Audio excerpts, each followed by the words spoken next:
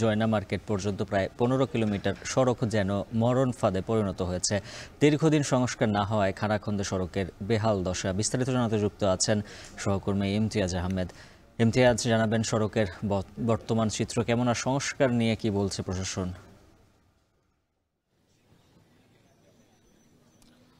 উজ্জ্বল, ময়মনসিংহের ফুলবাড়ী উপজেলা থেকে কেশরগঞ্জ বাজার হয়ে জয়না মার্কেট প্রায় ১৫ কিলোমিটার রাস্তা, এবং যদি বলতে চাই যে এই উপজেলার এই ১৫ কিলোমিটার রাস্তার উপরেই কিন্তু এই উপজেলার রাজনীতিটা নির্ভর করে। কথাটা কেন বললাম, মূলত আমরা বিগত সময় যারা জনপ্রতিনিধি হিসেবে এখানে ছিলেন, এমপিরা ছিলেন বা উপজেলা চেয়ারম্যানরা যারা ছিলেন, তারা কিন্তু বিভিন্ন সময় নানান আশ্বাসের ফুলঝুরি দিয়েছেন। সড়ককে মহাসড়ক করবেন, নানান সড়কের উন্নয়ন করবেন, কিন্তু দিন শেষ আসলে সবই যেন শুভঙ্করের ফাঁকে। এবং সাধারণ মানুষ বলছেন যে বারবারই তারা প্রতিশ্রুতি দিলেও সড়ক সংস্কারের ক্ষেত্রে কিন্তু আসলে তারা কোনো খুব উল্লেখযোগ্য ভূমিকা রাখেনি, এবং যার কারণে এই ফুলবাড়িয়া থেকে কেশরগঞ্জ বাজার হয়ে রাঙামাটি এবং জয়না মার্কেট পর্যন্ত কিন্তু বিভিন্ন খানাখন্দে পরিণত হয়েছে, এবং এতই গর্ত হয়েছে, খানাখন্দ হয়েছে, যেখানে ছোট ভারী সিএনজি থেকে অটো রিক্সাগুলো চলাচলে কিন্তু ব্যাপক ঝুঁকি নিয়ে চলাচল করছে, প্রায় সময় দুর্ঘটনার কবলিত হচ্ছে। বিশেষ করে এই ফুলবাড়ী উপজেলা কিন্তু একটি কৃষির জন্য একটি হাব বলা যায়। বিশেষ করে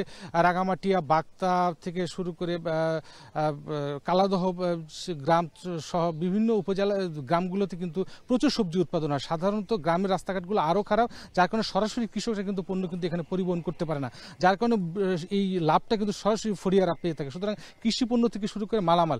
আর একটু বলতে চাই যে যেহেতু গারোর বাজার রয়েছে সামনে, গারোর বাজার থেকে কিন্তু টাঙ্গাইল পোর্ট থেকে উত্তরবঙ্গের বিভিন্ন যানবাহন চলাচল করে, ঢাকার দিকে যানবাহন চলাচল করে। সুতরাং ঢাকা এবং উত্তরবঙ্গের বিভিন্ন পণ্যবাহী গাড়িগুলো কিন্তু ময়মনসিংহে যাওয়ার জন্য এই সড়কটি কিন্তু ব্যবহার করে থাকে।